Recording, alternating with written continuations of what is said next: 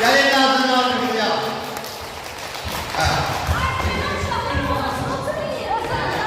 Şimdi oturun yere. Evet, bugün anahtar bağlı bırakma olun.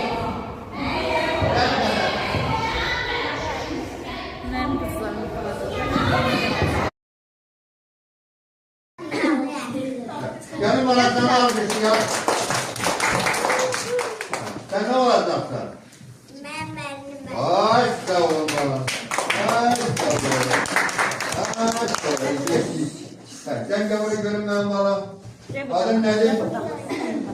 Ne? Nilay. Ne geçsen rahatsın? Ne olacaksın? Gelin anahtarını alın ya. Sen ne olacaksın?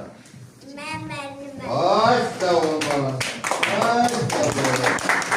Ay sağ olun. Sen kabul görünmem bana. Adın nedir? Ne? Nilay. Ne geçsen rahatsın? Ne olacaksın?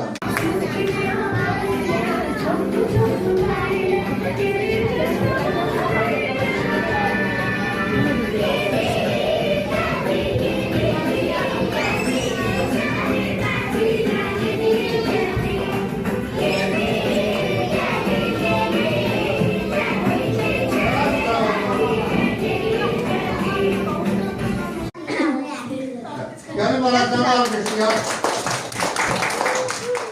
Sen ne olacaksın? Ay sağ olun bana. Ay sağ olun. Ay sağ olun. Sen kabul görünmem bana. Adın nedir? Ne? Nilay. Ne geçsen rahatsın? Ne olacaksın?